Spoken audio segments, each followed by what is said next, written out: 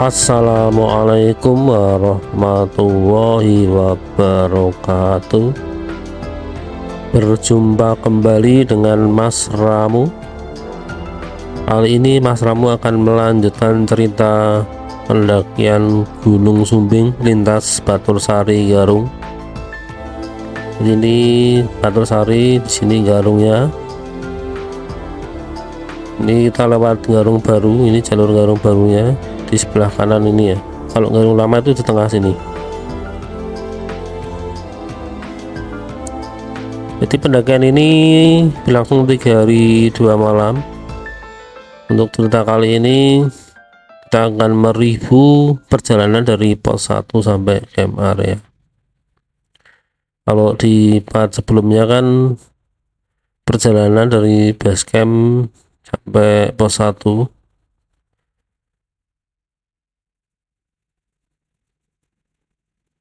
Untuk review dari perjalanan animasi 3 dimensinya seperti ini kurang lebih. Ini dimulai dari pintu rimba. Jadi kemarin tuh kita ngecek dari base camp ke pintu rimba, di sini pintu rimbanya. Kemudian satunya di sini. Nah, untuk kali ini dimulai dari pos 1 nyampe camp area, tapi nanti model animasi 3 dimensinya kita potong-potong per pos gitu ya.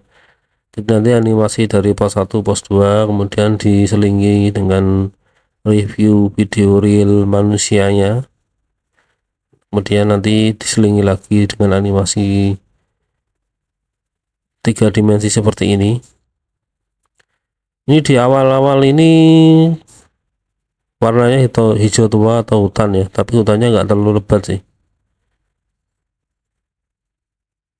Dan kita mulai dari pos 1 seperti ini. Ada shelternya ya, pos 1. Di depan itu ada warung, tapi warungnya tutup.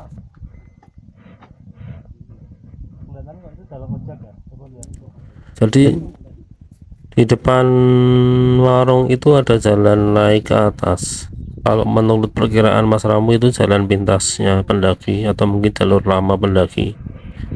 Kalau yang ke kiri ini lebih landai karena ini jalur motor ya. Jadi ini kita lewat jalur yang landai saja.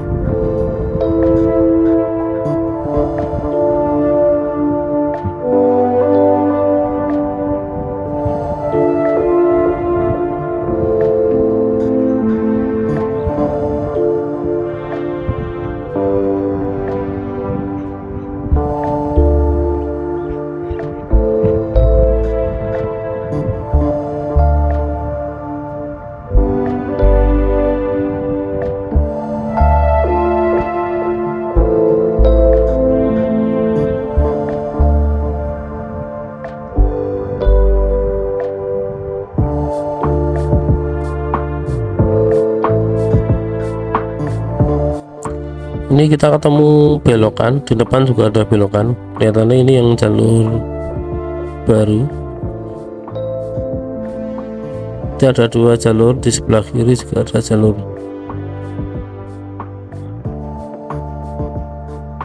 Sama-sama lebar sih. Nggak tahu yang motor yang kini atau yang sebelah kiri. Tapi kalau di sini tuh ada jejak motor, berarti ya ini jalur motor juga.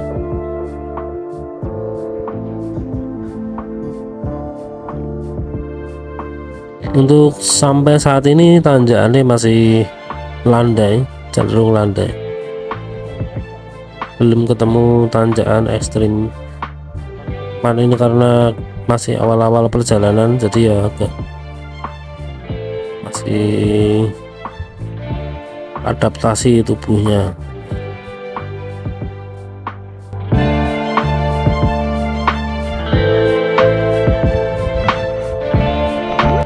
Ini kita skip, kita ketemu percabangan lagi ke kiri itu, kita langsung lurus saja. Kelihatannya kiri itu jalur warlock ya, mungkin jalur nyari apa, rumput atau jamur atau apa itu. Sampai sejauh ini masih landai tanjakan nih. Di sebelah kanan ada shelter, tapi itu bukan shelter pendaki, shelternya ini apa, warlock. Kelihatannya ini pupuk ya.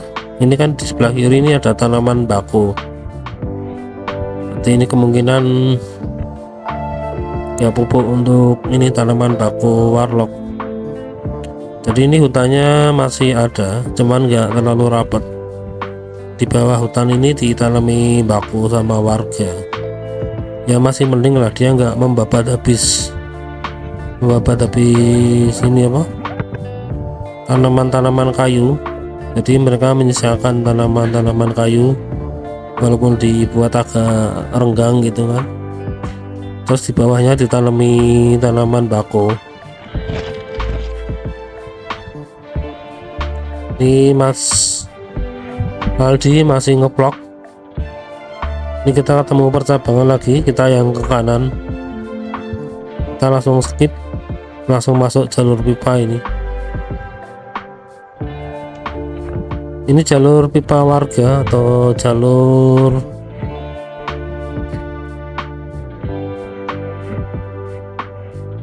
apa, mungkin pipa untuk kebutuhan sehari-hari mereka ya. Jadi ini masih penting ya, Gunung Sumbing ini walaupun hutannya sudah berkurang banyak, tapi masih ada air. Cuman kalau yang di sisi utara ini memang airnya agak susah. Maksudnya mungkin sama aja sih, cuman di jalur utara ini kita nggak berpotongan dengan sungai. Kalau di jalur selatan, di jalur Kaliangkrek itu banyak berpotongan dengan sungai jalur pendakiannya. Jadi itu ada plus minusnya.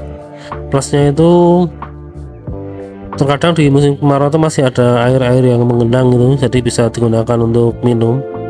Ya difilter dulu, soalnya kalau genangan air di musim kemarau itu warnanya kuning dan biasanya bekas minum hewan gitu kan.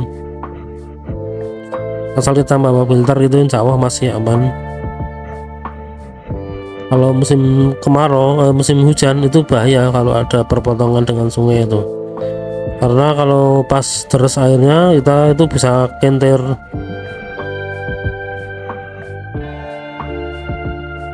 Ini pipanya beberapa sudah terpendam, beberapa masih nongol ya. Kita skip lagi, kita sekarang sudah nggak lewat jalur pipa. Nggak tahu sih ini nggak lewat atau memang pipanya sudah 100% terpendam. Tapi sekarang kita berjalan di pungkungan, kanan kiri jurang, cuman nggak terlalu ekstrim karena jalannya lebar dan banyak tanaman-tanaman besar di kanan kiri, jadi nggak terlalu inggrang-inggring. Mungkin kalau nggak ada tanaman besar kanan kiri gitu ya tetap inggrang-inggring walaupun jalannya selebar ini. Alhamdulillah cuaca cerah dan suhu cenderung panas ini walaupun kita di atas gunung, karena ini sinar matahari lagi nyentrong dan nggak ada angin, jadi suhunya cenderung panas.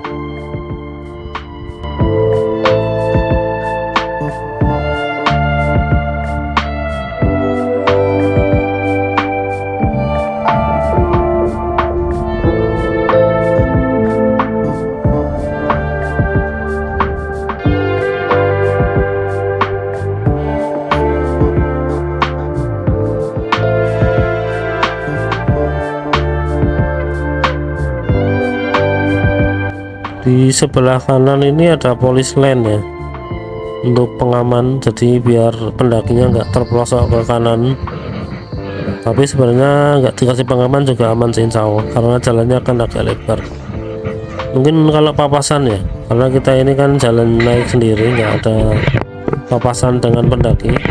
Ini kita kebetulan mendaki itu pas weekday, jadi masih sepi jalurnya. Ini hari Jumat ya, mungkin ramenya Sabtu Minggu.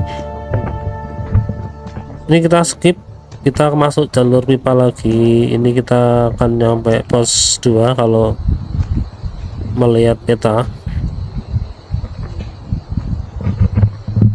Ini suasananya ada suara gemericik air, dan di sini mulai berangin jadi nggak terlalu panas. Ada shelter sebelah kanan, jadi setelahnya apa ya, angin sepoi-sepoi. Di depan ada kotak ini apa, pemantauan air. Kalau istilah pertukangan itu bak kontrol. Nah ini kita bisa ngambil air di sini untuk minum. Kalau nah ini ada suara kerucuk-kerucuk, dan di depan itu ada tulisan pos 2. Kita loncat ke animasi 3 dimensi. Seperti ini jalur dari pos 2 menuju pos 3. Untuk kemiringan masih cenderung sama, dan perjalanan juga masih di punggungan, cuman punggungannya agak lebar, enggak terlalu nampak. Nah ini kita akan melanjutkan perjalanan dari pos 2. Di pos 2 ini enggak ada shelternya. Tadi ada atau enggak di bawah? Yang pasti di pos 2 ini ada sumber air untuk isi ulang bisa, atau buat masak-masak sementara bisa. Masih ada jalur pipa ternyata di sini. Jadi pipanya belum 100% dipendam atau dibuat di pinggir jalur, jadi masih rawan terinjak. Di sini sudah mulai ada angin, jadi sudah mulai silir-silir. Orang dua tapi sama itu ya. Kalau dia naik juga. Iya naik.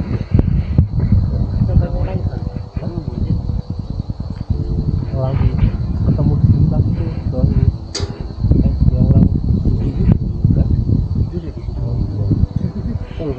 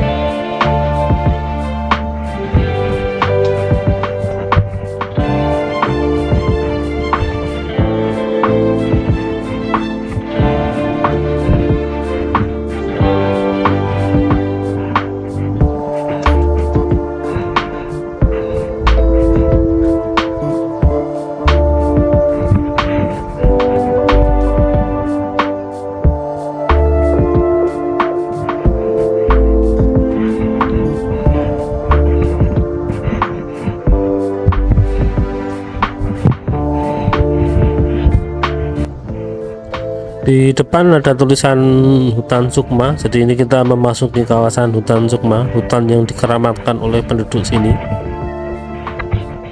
Jadi hutan Sukma ini kabarnya vegetasi terlebat di jalur ini, dimana hutan Sukma ini menjadi salah satu sumber air. Itu karena vegetasinya lebat itu kan, jadi harapannya sumber air tetap terjaga. Kita dilarang istirahat berlama-lama di sini sama base camp tadi, jadi mitosnya kita nggak boleh berlama-lama menanti istirahat di sini, tidak boleh berkata kotor atau jorok. Bukan ngomong kotor, bukan itu maksudnya ya, bahasa-bahasa yang tidak etis.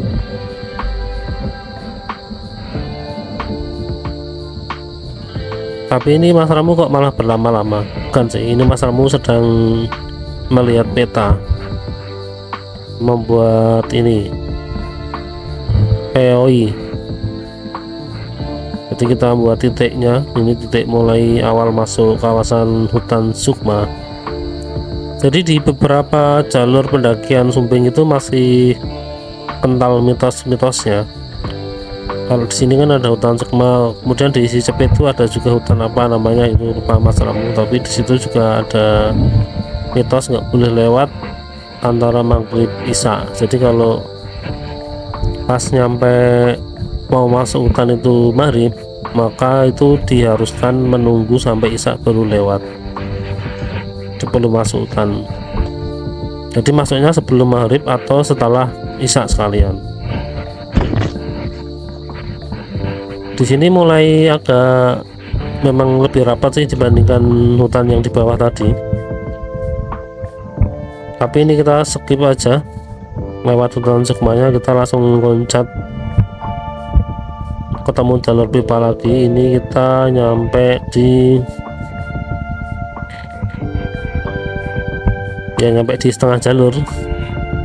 Jalurnya masih sama, tanjakan dengan sudut kemiringan yang cenderung landai sih kalau menurut Mas Ramu. Sekarang kita ada di Pungkungan dan hutannya sudah mulai agak terbuka di sebelah kiri ya maksudnya, karena kan sebelah kiri jurang. Kalau tadi jurangnya di sebelah kanan, sekarang jurangnya sebelah kiri. Sebenarnya jurangnya kanan kiri, cuman selisih ilalang gitu aja sih. Jadi kalau tadi kan ilalangnya lebih tebal yang di kiri, kalau sekarang ilalangnya lebih tebal yang di kanan. Kalau dilihat dari animasi 3 dimensi sebenarnya kita sama aja, masih jalan di atas Pungkungan.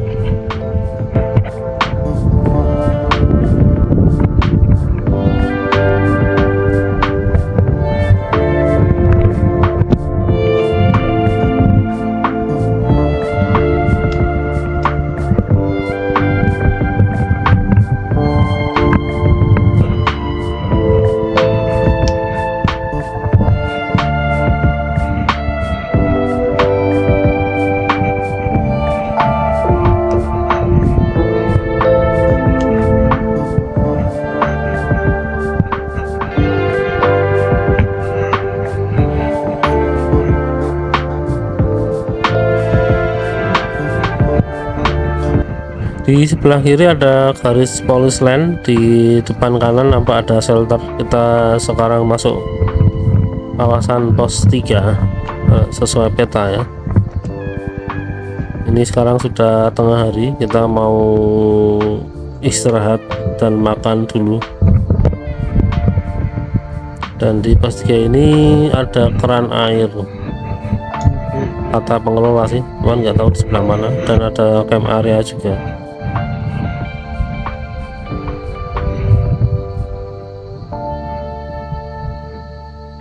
Itu nampak Bang Aldi sudah menunggu di sana.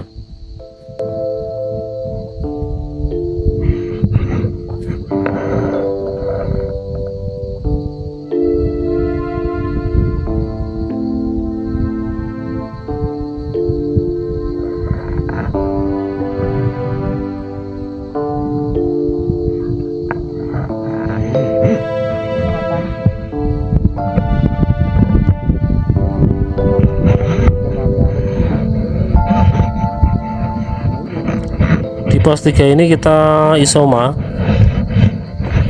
tanpa so, maksudnya kita iwa aja. Biasanya kalau udah jam segini Mas Ramu isoma sih kalau sama rombongan yang lain, tapi ini karena rombongannya lagi kita dulu aja. Ini kita loncat ke animasi 3 dimensi ya. Di animasi 3 dimensi dari pos 3 menuju pos 4, dan kita ketemu belokan ini di punggungan ini. Pas belokan ini itu area hutan yang agak lebat di jalur ini, karena waktu itu Mas Ramu malah nemu monyet-monyet juga di atas pohon, mungkin monyet-monyet jenis lutung ya. Dan ini kita nyampe pos 4. Kita langsung kembali ke animasi 3 dimensi. Jadi ternyata keran airnya itu ada di belakang sini, yaitu sebelah kiri itu. Dan di sini juga ada beberapa lahan datar yang bisa digunakan untuk mendirikan tenda. Jadi kalau kelelahan atau kemalaman dan nggak punya target apa-apa, itu bisa istirahat di sini dulu, ngecamp di sini maksudnya. Tapi kalau punya target itu lebih baik ngecamp di camp areanya aja di Lembah Suci, karena di sana fasilitasnya lengkap.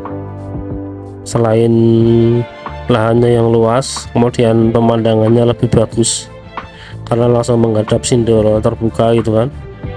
Kemudian ada musola dan toilet.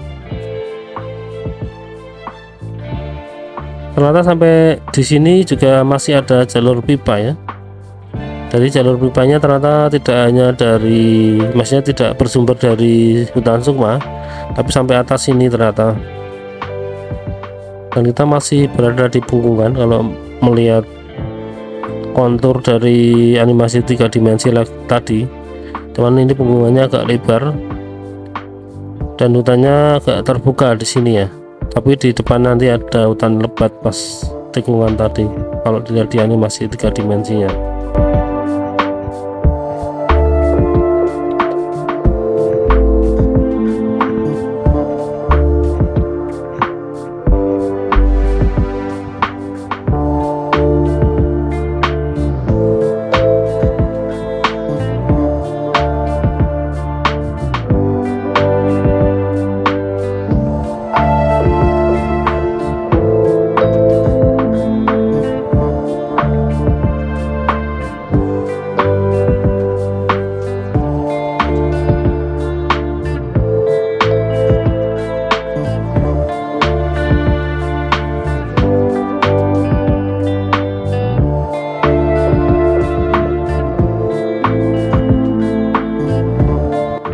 Kita langsung skip, itu sudah melewati hutan yang lebat di belakang itu ya, di belakang sana. Cuman sayang pas Mas Ramu di situ tuh lupa nge-record, jadi Mas Ramu sempat istirahat cukup lama di situ sampai sempat ketiduran, sampai akhirnya terbangun karena suara berisik monyet di atas pohon. Karena Mas Ramu takut dirampok, akhirnya Mas Ramu bangun dan jalan lagi. Dan di depan ini kita udah nyampe di pos 4 Petai Cina. Jadi petai Cina itu nama sebuah pohon, atau nama Jawanya itu melanding, yang biasa digunakan untuk botok, campuran botok itu kan. Nggak tahu ini mana pohonnya petai Cina nya. Mungkin dulu banyak pohon petai Cina di sini. Kalau sekarang sudah nggak ada ini. Tuh, Bang Aldi sampai ketiduran. Ini di sini juga ada lahan datar bisa digunakan untuk mendirikan tenda. Di sini juga ada keran air. Jadi hampir di semua pos di jalur Batur Sari ini ada keran airnya ya.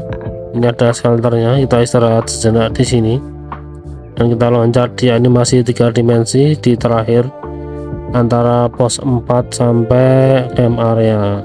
Nah ini camp areanya di depan sini.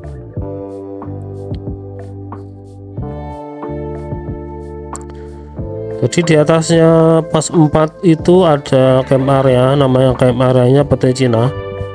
Camp area Petai Cina itu biasa digunakan dari jalur Si Petung Jadi jalur Cipetung dan jalur Batursari itu ketemu di camp area PT Cina. Cuman sayang camp area PT Cina nya nggak kerekam sama Mas Ramu. Jadi untuk jalur Cipetung itu campnya di PT Cina, kalau jalur Batursari sini dibuatkan camp area di Lembah Suci, di atasnya PT Cina. Di Lembah Suci sendiri itu fasilitasnya lengkap ya, ada musola, ada toilet, ada keran air juga, dan camp areanya cukup luas dengan view terbuka langsung memandang Sindoro. Untuk sunset sama sunrise tidak terlalu maksimal karena posisinya kan menghadap ke utara, jadi tergantung posisi mataharinya. Kalau mataharinya pas berada di utara Katulistiwa akan nampak, tapi kalau pas mataharinya posisinya di selatan Katulistiwa kadang nampak kadang tidak. Untuk vegetasi antara pos 4 dengan camp area seperti ini masih didominasi oleh ilalang atau semak-semak semacam ini di kanan kiri. Untuk pohon kayunya cenderung sedikit atau pendek-pendek. Nggak tahu ini memang asli seperti ini atau dulu pernah kebakaran sehingga ini masih muda. Untuk tanjakannya masih sama ya, dari pos 1 sampai sini tuh cenderung menengah, jadi tidak terlalu ekstrim dan tidak terlalu landai, jadi masih bisa jalan normal seperti ini, nggak harus pakai bantuan tangan, masih bisa, cuman agak panjang aja, jadi ya harus ya apa, bersabar dan butuh stamina lah. Ya, itu di depan ada tulisan camp area PT Cina kelihatannya. Oh, ternyata kerekam ya. Ini Mas Ramu sudah lelah ini.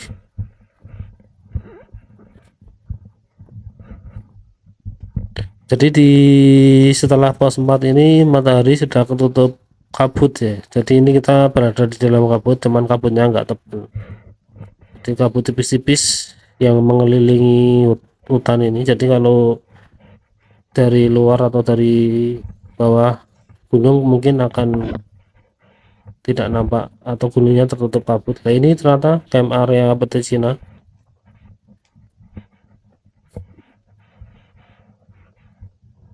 Ini camp areanya Cipetung atau jalan pertemuan Cipetung dengan Batursari juga, tapi nggak tahu ini jalur yang arah ke Cipetung sebelah mana. Ini ada lahan datar dan tertutup jadi aman dari angin, cuman view-nya kurang maksimal kelihatannya kalau di sini. Dan kalau dilihat dari peta juga nggak terlalu jauh sih dari sini ke Lembah Suci, jadi mending kita langsung ke Lembah Suci saja.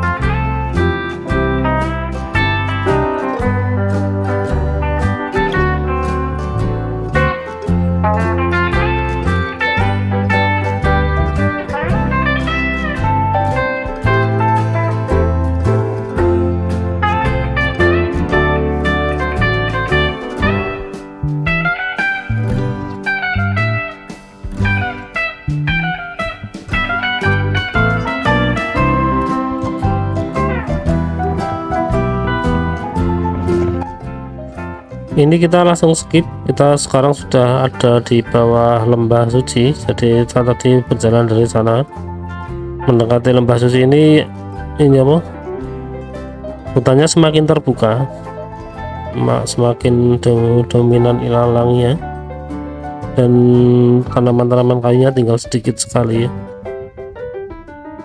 Dan treknya juga lebih terbuka seperti ini mendekati lembah suci. Ini kalau hujan kelihatannya agak-agak licin ini lahannya, apa treknya. Itu di depan camp areanya sangat miring ternyata ya, yang mendekati lembah suci ini. Tapi masih bisa jalan kaki tanpa perlu bantuan tangan sih.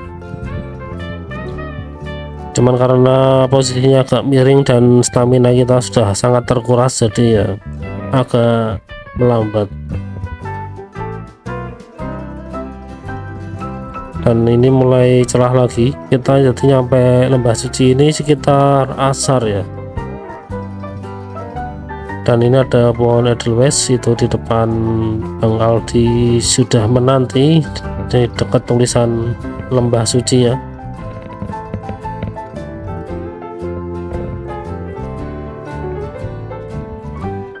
Itu nampak ada shelter emergency, ada juga sebelah kanan itu musolanya. Ini kita mau nyari posisi camp di sebelah mana.